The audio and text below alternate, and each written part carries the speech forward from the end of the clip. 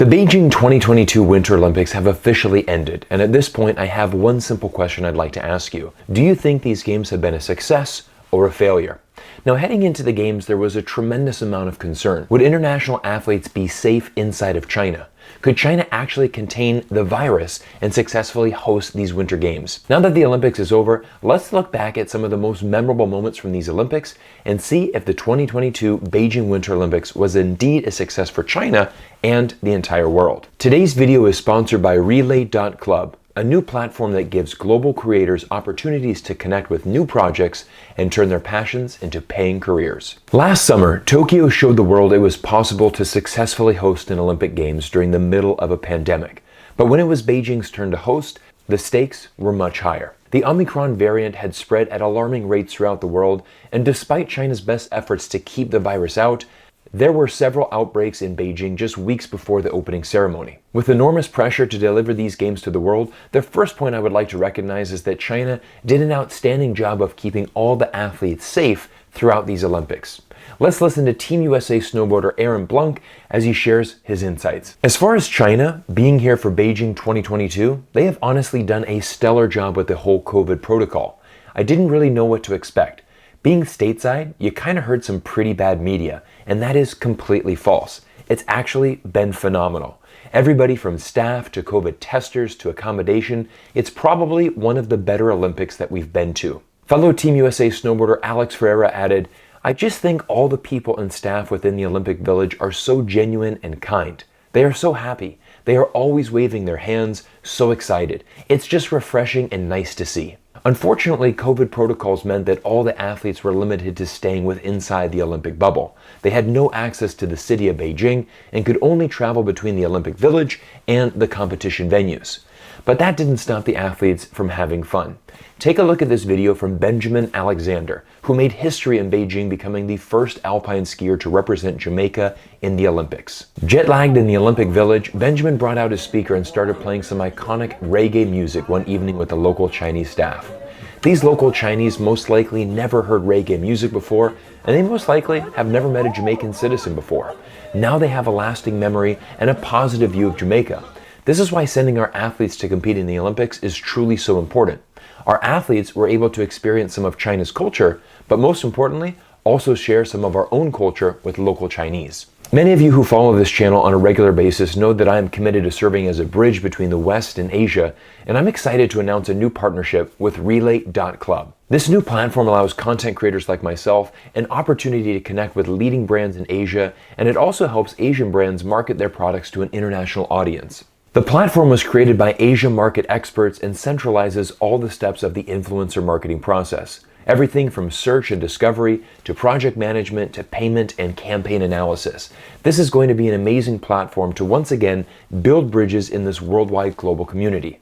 I want to thank Relay.club for sponsoring today's video. Please check out the link in the description to learn more. One of the goals of hosting the Olympics in a country like China is to inspire a new generation of athletes. I've worked for over 15 years in the sports marketing industry and spent many years growing the game of golf in China. I know how important marquee international events are to growing the game. Last week, Bloomberg Opinion highlighted the Olympics were a raging success for China, with nearly 600 million Chinese tuning in at some point to watch the games. The opening ceremony was China's most watched broadcast in a decade, and even in North America, the women's gold medal hockey game between the United States and Canada averaged 3.54 million viewers on NBC, making it the second most watched hockey game in the United States since 2019. China stated they hope to expose winter sports to some 300 million people in China, and these games could be the catalyst to China becoming a future powerhouse in winter sports. Team China won a historic 9 gold medals, and their future looks bright with their 2 biggest stars, Eileen Gu and Su Yiming, capturing a total of 5 medals between them. In the month before the 2022 opening ceremonies, Alibaba reported sales of winter sports gear surged 107%. One of those purchases came from a friend of mine, a fellow American who lives in Shanghai and was inspired by the Olympics and booked an 8-day vacation to explore some of the best snowboarding tracks in China. Surprisingly, it wasn't near Beijing, but actually in the province of Xinjiang. Here is something you probably didn't know. Xinjiang is home to the #1 and #2 ranked snowboarding runs in all of China. With the success of this year's Winter Games, this region will no doubt continue to grow in popularity. Some of my other favorite highlights include Finland winning the gold medal in men's hockey for the first time in the nation's history. Finland has medaled 6 times in hockey with 4 bronzes and 2 silvers, but this year's gold medal in men's hockey meant everything to this small Nordic country. The snowboarding community said goodbye to the sport's most iconic figure, Shaun White, who made his incredible 5th Olympic appearance in Beijing. Shaun finished in the toughest spot for an Olympian, 4th place, but was going for the gold by attempting a difficult trick. He didn't land it, but received a standing ovation for at least attempting it, and American Shaun White will always be remembered as the snowboarding GOAT, the greatest of all time. Finally, one of the most inspiring and impressive performances during these Winter Games came from Team USA bobsled member Elena Myers-Taylor, who tested positive for COVID upon arrival. Elena is still breastfeeding her son and had to pump and send milk to him while she was recovering and training in isolation by herself in a hotel room. Elena would go on to win a silver and bronze medal for Team USA, and one can have nothing but total respect for these female athletes who are balancing their busy athletic careers with the most important job in life, being a mother. As we come to the conclusion of this video, I want to be very honest. The 2022 Olympics was a smashing success for China. However, there was a missed opportunity outside of China as the Games failed to connect with many international fans. From a United States-led political boycott to questions surrounding China's human rights records, many international fans simply lost interest in these Games. However, many of you know that I'm an optimist and always look for the positive in every situation, and for me, this comes down to the Olympic movement.